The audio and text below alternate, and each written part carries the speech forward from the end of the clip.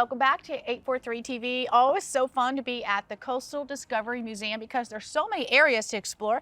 We're out here in the back. We're at the Tide and the Marsh. And we've got Rex here. He is the king of the museum. Basically the director, CEO, president, all those things. And you've got a lot to do here and so much to work on, and how exciting. Yeah, it's exciting. We do so many things. We have these great exhibitions that we do. We do lots of programming for kids in school. We do adult programming, which a lot of people don't realize. It's a great place to learn about this area. And we have this beautiful 70-acre property. And every time we come, we get to learn and explore about a new piece.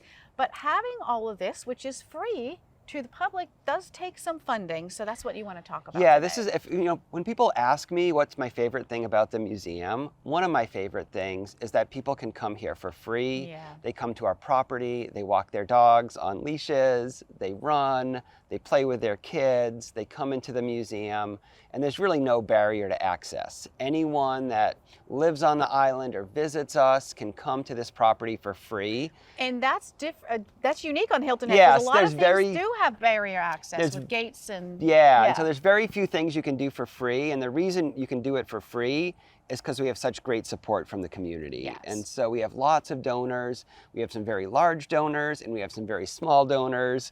It doesn't matter how much you give. We have donors that give us $7, and that $7 provides 3 free school programs for kids. Perfect, and so yeah. whatever amount people give us, we can use and we invest in this community resource. And you've got a particular period of time coming up that's sort of a campaign. Let's talk about that. Yeah, so a lot of people make their sort of giving decisions at the end of the year. Right. And so between October and December, we'll send out an annual appeal. We make this request. A lot of people do wait until December to give, but we also have people that give throughout the year. We have people that give in January with their required minimum distributions from their IRAs. And so it varies. And the museum's actually on a calendar. Our budgetary calendar runs from July 1st to June 31st. And so some people actually donate twice a year for us for tax purposes. And so it's a great way to support the community, but there's a lot of other ways to get engaged with the museum as well. Tell us about those ways. Our membership. A lot of people ask me, how do I learn about the museum? The best way you can learn about the museum is to become a member, and then we'll send you all of this information. We have a lot of great volunteers, and we just did a big volunteer sort of recruitment effort.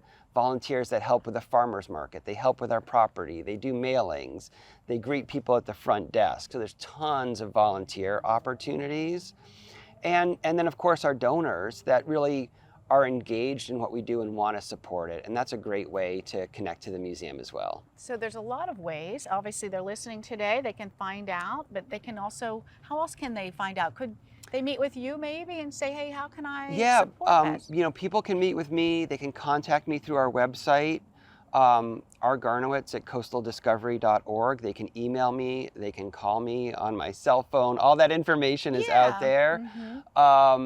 And then our Director of Membership and Development, she's also on our website, Laura Kirkpatrick. People can email her or call her at the main museum number, and she's extension 224. And so there's lots of ways people can reach us, and we're always happy to hear from people who love the museum. Now, I would imagine that a lot of your support doesn't just come locally, but probably from all over. Would that be accurate?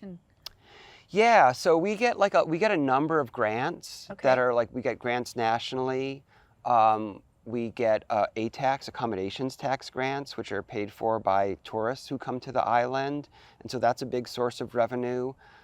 We're a wedding venue, and so a lot of people will come out here and rent our property. Yes. And so we have a Very lot of beautiful diverse, spot to do that, it is a great spot. And so we have a lot of diverse revenue streams.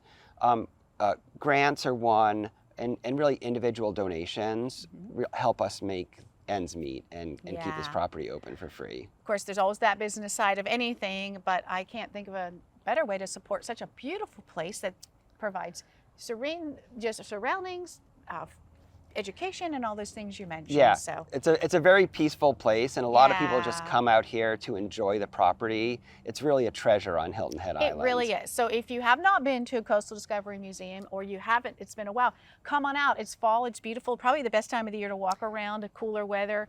And so thanks for sharing with us. As always, it's so fun to be here. Thank you. And stay right here. We'll be back with 843 TV.